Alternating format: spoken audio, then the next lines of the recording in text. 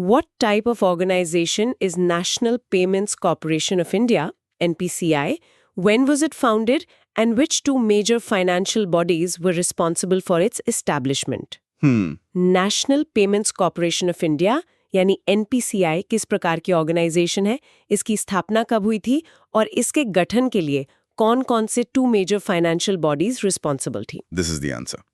The NPCI is a not-for-profit organization and a pioneer in India's retail payment sector.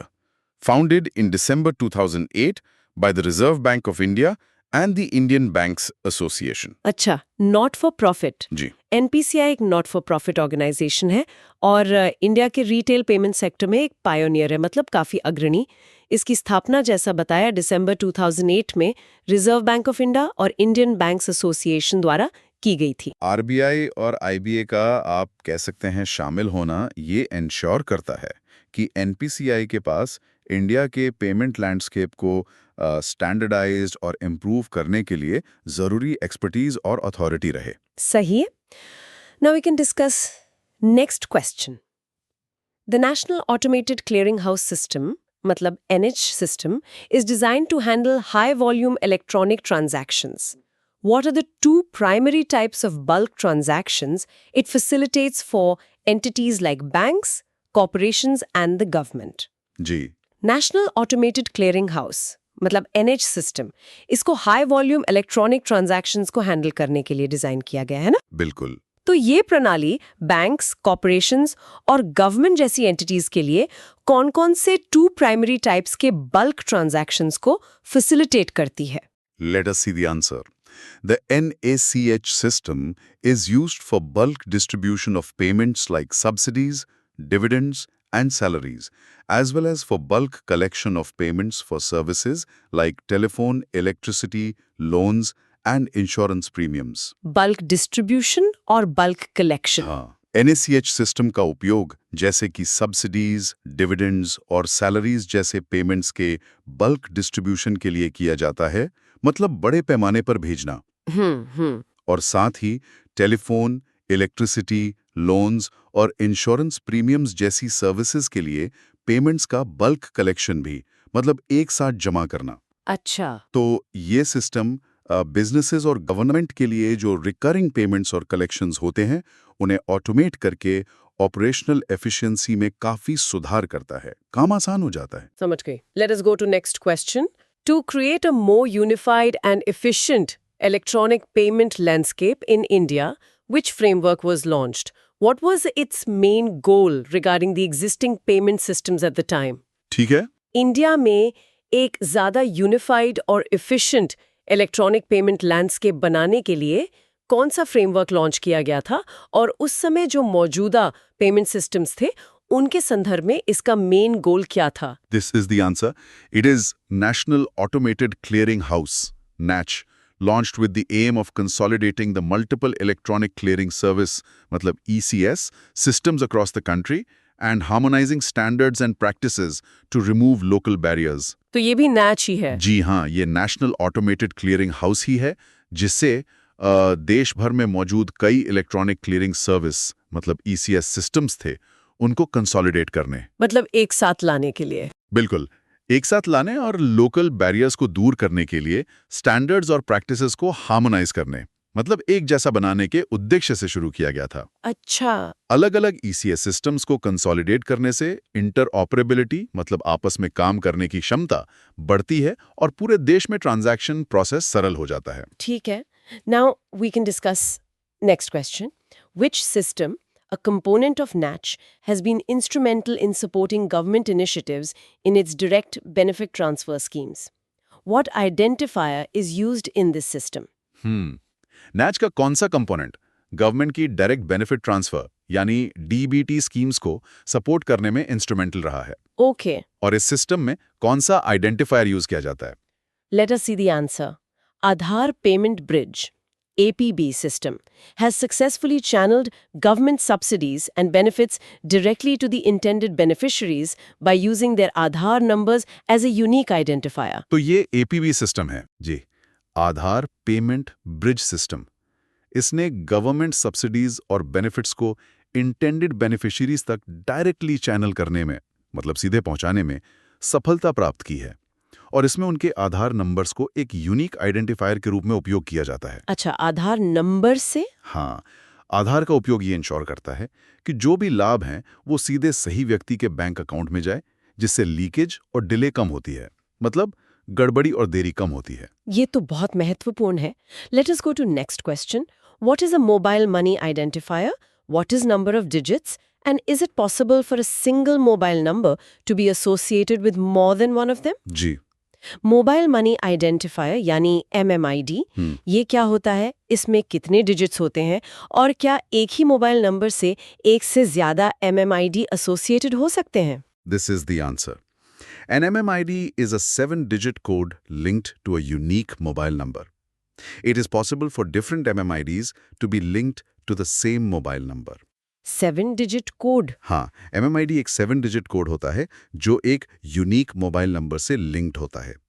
और ये possible है कि different MMIDs भी एक ही मोबाइल नंबर से लिंक्ड हों। अच्छा, एक ही नंबर से? कई जी।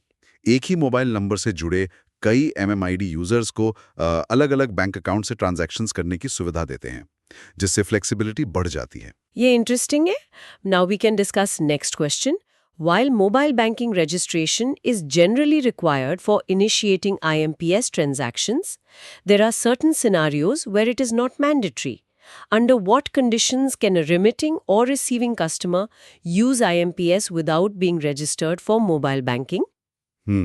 IMPS ट्रांजैक्शन शुरू करने के लिए generally mobile banking registration required होता है, लेकिन कुछ सिनेरियोज में ये मैंडेटरी नहीं है। तो किन कंडीशंस में एक रिमिटिंग कस्टमर मतलब भेजने वाला या रिसीविंग कस्टमर मतलब पाने वाला बिना मोबाइल बैंकिंग के लिए रजिस्टर्ड हुए IMPS का उपयोग कर सकता है? Let us see the answer. Mobile banking registration is not mandatory for a remitting customer initiating an IMPS transaction via an ATM or internet channel, nor is it required for a customer receiving money via an account number, IFSC और आधार number. अच्छा, तो ATM या internet channel से भेजें तो जरूरी नहीं? बिल्कुल। मोबाइल बैंकिंग रजिस्ट्रेशन मैंडेटरी नहीं है अगर कोई रिमिटिंग कस्टमर ATM या इंटरनेट चैनल के जरिए IMPS ट्रांजैक्शन इनिशिएट करता है। और पाने वाले के लिए? और नहीं ये रिक्वायर्ड है किसी ऐसे कस्टमर के लिए जो मनी रिसीव कर रहा है अकाउंट नंबर, IFSC या फिर आधार नंबर के थ्रू। ये जो एग्जेम्पशंस हैं ये IMPS को उन लोगों के लिए भी एक्सेसिबल बनाती हैं जिन्होंने शायद मोबाइल बैंकिंग के लिए रजिस्टर नहीं कराया हो, जिससे इसकी रीच बढ़ती है। सही बात है। Let us go to next question.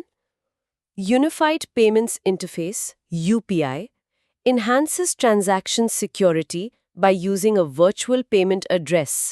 How does this feature protect a customer's sensitive financial information during a transaction? जी। यूनिफाइड पेमेंट्स इंटरफेस मतलब UPI, ये एक वर्चुअल पेमेंट एड्रेस VPA का उपयोग करके ट्रांजैक्शन सिक्योरिटी को इन्हांस करता है। यह फीचर ट्रांजैक्शन के दौरान कस्टमर की सेंसिटिव फाइनेंशियल इंफॉर्मेशन को कैसे प्रोटेक्ट करती है? This is the answer. A virtual address provides incremental security because the customer is not required to enter sensitive details like their card number, account number or IFSC code for push and pull transactions. तो VPA से सुरक्षा बढ़ जाती है। हाँ, virtual address incremental security provide करता है क्योंकि कस्टमर को पुश एंड पुल ट्रांजैक्शंस के लिए अपनी सेंसिटिव डिटेल्स जैसे कि कार्ड नंबर, अकाउंट नंबर या IFSC कोड ये सब एंटर करने की जरूरत नहीं होती। अच्छा। सेंसिटिव डिटेल्स शेयर न करने से VPA फ्रॉड के रिस्क को कम करता है और यूजर की प्राइवेसी भी बढ़ जाती है। ये बहुत अच्छा फीचर है। Now we can discuss next question. UPI facilitates financial transactions in two primary ways: pushing funds to a beneficiary and pulling funds from a remitter. What are these two types of transactions called? And what information is used to address the payments? हाँ, UPI financial transactions को 2 primary veg से facilitate करता है। एक तो beneficiary को funds push करना और दूसरा रिमिटर से फंड्स पुल करना। इन 2 टाइप्स के ट्रांजैक्शंस को क्या कहा जाता है और पेमेंट्स को एड्रेस करने के लिए कौन सी इंफॉर्मेशन यूज की जाती है? let us see the answer. A pay request is when a customer यानी remitter funds push करता है मतलब भेजता है। Mobile number and MMID, account number and IFSC या वर्चुअल आईडी का यूज करके। और कलेक्ट? कलेक्ट रिक्वेस्ट तब होता है जब एक कस्टमर यानी रिसीवर फंड्स पुल करता है, मतलब मंगाता है, वर्चुअल आईडी का यूज करके। अच्छा। तो पे मतलब भेजना, कलेक्ट मतलब अनुरोध करना। ये डिफरेंस यूपीआई को वेरियस टाइप्स के ट्रांजैक्शंस जैसे दोस्तों को पेमेंट करने से लेकर मर्चेंट से पेमेंट रिक्वेस्ट करने तक काफी वर्सेटाइल बनाता है। काफी फ्लेक्सिबल लगता है। Let us go to next question. What is the Bharat Interface for Money, BHIM application, and what are the different methods it uses to enable users to make instant bank-to-bank payments and manage fund collections? ठीक है Bharat interface for money मतलब Bhim application, जी। ये क्या है और ये कौन से डिफरेंट मेथड्स यूज करती है जिससे users instant bank to bank payments कर सके और साथ ही फंड कलेक्शंस को मैनेज कर सके? This is the answer. BIM is an app that uses the Unified Payments Interface (UPI) to facilitate quick payment transactions. Users can pay and collect money using 1 mobile number, 2 virtual payment address (UPI ID) or 3 an account number and IFSC code. तो भीम एक UPI app है। हाँ, भीम एक app है जो unified payment interface UPI का उपयोग करके क्विक पेमेंट ट्रांजैक्शंस को फैसिलिटेट करती है। यूजर्स पे और कलेक्ट कर सकते हैं मनी 3 तरीकों से: मोबाइल नंबर से, virtual payment address UPI ID से या एक अकाउंट नंबर और IFSC कोड के जरिए। अच्छा। भीम ऐप ने, आप कह सकते हैं, यूपीआई को आम जनता के लिए ज्यादा एक्सेसिबल बनाया। एक सिंपल इंटरफेस प्रोवाइड किया जिससे बहुत से लोग डिजिटल पेमेंट्स आसानी से अपना सकें। हाँ, ये तो काफी लोकप्रिय है। Now we can discuss next question. The Bharat bill payment system is managed by a unit authorized by the RBI. What is this unit called? What organization serves in this role? And what are its main responsibilities? जी, Bharat bill payment system इसे RBI द्वारा authorised एक unit manage करती है। इस unit को क्या कहा जाता है, कौन सी ऑर्गेनाइजेशन इस रोल में सर्व करती है और इसकी मेन रिस्पॉन्सिबिलिटीज क्या हैं? तो ये Bharat bill payment central unit है NPCI के तहत। जी हाँ, ये Bharat bill payment central unit BBPCU है जो national payments corporation of India NPCI के अंतर्गत आती है। ये रिस्पॉन्सिबल है बिजनेस स्टैंडर्ड्स, रूल्स और प्रोसीजर सेट करने के लिए, नियम वगैरह बनाने के लिए। बिल्कुल। और साथ ही क्लियरिंग और सेटलमेंट एक्टिविटीज को अंडरटेक करने के लिए भी, मतलब लेन देन का निपटारा करने के लिए। BBPCU ये इंश्योर करता है कि पूरे इंडिया में बिल पेमेंट एक कंसिस्टेंट, सिक्योर और रिलायबल तरीके से हो, एक स्टैंडर्डाइज्ड तरीका। सही है। Let us go to next question. Within the Bharat bill payment system, several entities are authorized by the RBI. What is this entity called? And what 2 primary roles can it play in the ecosystem by integrating with different participants? Bharat bill payment system के within कई entities RBI द्वारा authorised हैं। इस entity को क्या कहा जाता है और ये इकोसिस्टम में कौन से 2 प्राइमरी रोल्स प्ले कर सकते हैं डिफरेंट पार्टिसिपेंट्स के साथ इंटीग्रेट होकर? This is the answer. It is called Bharat Bill Payment Operating Unit that can choose to integrate with customers as a customer OU, COU, or with billers as a biller OU, and it may also operate as both simultaneously. BPOU, Bharat bill payment operating unit. जी, इसे Bharat bill payment operating unit BPOU कहा जाता है। ये choose कर सकती है कि कस्टमर्स के साथ इंटीग्रेट करे as a customer OU, COU, या बिलर्स के साथ एज अ बिलर OU, और ये दोनों रोल्स को साइमल्टेनियसली, मतलब एक साथ ऑपरेट भी कर सकती है। अच्छा, दोनों तरह से काम कर सकते हैं। बिल्कुल। BPOs जो हैं, ये बिल पेमेंट इकोसिस्टम में आप कह सकते हैं महत्वपूर्ण इंटरमीडियरीज हैं जो कस्टमर्स को बिलर से जोड़ते हैं और स्मूथ ट्रांजैक्शंस इंश्योर करते हैं। ठीक है। Now we can discuss next question. Which platform is a key part of India's paperless governance initiative for issuing and verifying documents and certifications digitally, thereby eliminating the necessity of carrying or presenting physical documents? जी, India की paperless governance initiative का कौन सा platform एक की part है जो documents और सर्टिफिकेशंस को डिजिटली इशू और वेरीफाई करता है, जिससे फिजिकल डॉक्यूमेंट्स को कैरी या प्रेजेंट करने की नेसेसिटी एलिमिनेट हो जाती है? Let us see the answer. It is DigiLocker platform that eliminates the necessity of carrying or presenting physical documents. ये तो डिजी लॉकर है। हाँ, ये DigiLocker प्लेटफॉर्म है जो फिजिकल डॉक्यूमेंट्स को कैरी या प्रेजेंट करने की नेसेसिटी को एलिमिनेट करता है। काफी उपयोगी है ये। बहुत। DigiLocker नागरिकों को अपने महत्वपूर्ण डॉक्यूमेंट्स को सिक्योरली स्टोर करने और कहीं से भी एक्सेस करने की अनुमति देता है, जिससे सुविधा बढ़ती है और कागज पर निर्भरता कम होती है। बिल्कुल। Let us go to next question. What is the name of government initiative to transform India into a society that is digitally empowered and a knowledge-based economy? India को एक डिजिटली एम्पावर्ड सोसाइटी और एक knowledge based economy में transform करने के लिए government initiative का नाम क्या है? This is the answer. It is Digital India program aimed at reshaping the nation's economy and society. Digital India program? जी, ये डिजिटल इंडिया प्रोग्राम है जिसका एम नेशन की इकोनॉमी और सोसाइटी को रीशेप करना है, मतलब पुनः आकार देना है। यह कार्यक्रम सिर्फ टेक्नोलॉजी के बारे में नहीं है, बल्कि यह टेक्नोलॉजी का उपयोग करके गवर्नेंस और सिटीजन लाइफ को ट्रांसफॉर्म करने के बारे में है, जिससे सर्विसेज की डिलीवरी बेहतर हो सके। हाँ, इसका दायरा काफी बड़ा है। Now we can discuss next question. To achieve its vision, the Digital India program is built upon 3 key pillars or vision areas. What are these 3 foundational components that guide the initiative's implementation? जी, अपने vision को achieve करने के लिए digital India programme 3 की pillars या vision areas पर built है। वो कौन से 3 फाउंडेशनल कंपोनेंट्स हैं जो इस इनिशिएटिव के इम्प्लीमेंटेशन को गाइड करते हैं? let us see the answer. The 3 key vision areas are: 1. Providing digital infrastructure as a basic utility to every citizen. 2. Offering governance and services on demand. And 3. Ensuring the digital empowerment of citizens. 3 vision areas. Digital infrastructure. हाँ, पहला है हर citizen को digital infrastructure एक basic utility के रूप में provide करना। दूसरा? Governance and services on demand. जी, गवर्नेंस एंड सर्विसेज को ऑन डिमांड ऑफर करना, मतलब जब जरूरत हो तब मिले। और तीसरा, सिटीजन्स का डिजिटल एम्पावरमेंट इंश्योर करना, मतलब उन्हें डिजिटल रूप से सशक्त बनाना। अच्छा। ये जो पिलर्स हैं, ये डिजिटल डिवाइड को पाटने, सर्विसेज तक एक्सेस में सुधार करने और नागरिकों को डिजिटल टूल्स का उपयोग करने के लिए जरूरी स्किल्स प्रोवाइड करने पर फोकस करते हैं। ठीक है। Let us go to next question. Which government platform serves as a centralized platform for public sector procurement?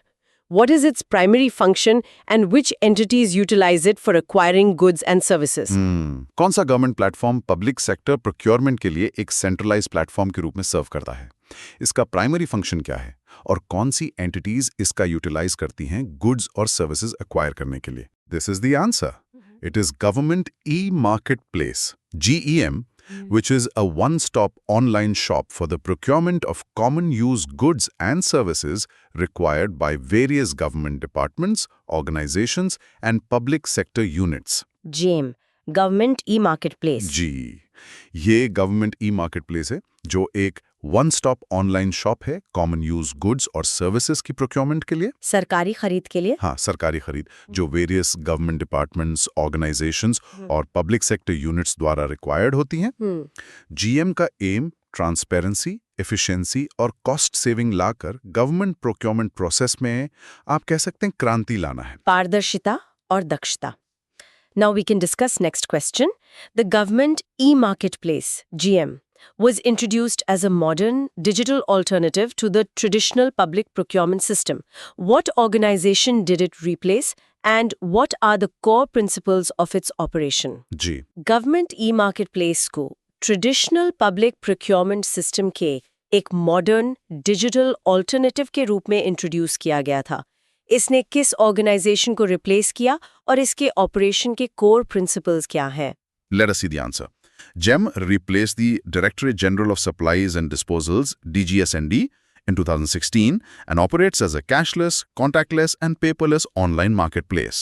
इसने DGSND को रिप्लेस किया। जी, GEM ने 2016 में Directorate General of Supplies and Disposals, DGSND को रिप्लेस किया और ये एक कैशलेस, कॉन्टैक्टलेस और पेपरलेस ऑनलाइन मार्केटप्लेस के रूप में ऑपरेट करता है। Cashless, contactless, paperless. बिल्कुल, ये इसके को प्रिंसिपल्स हैं।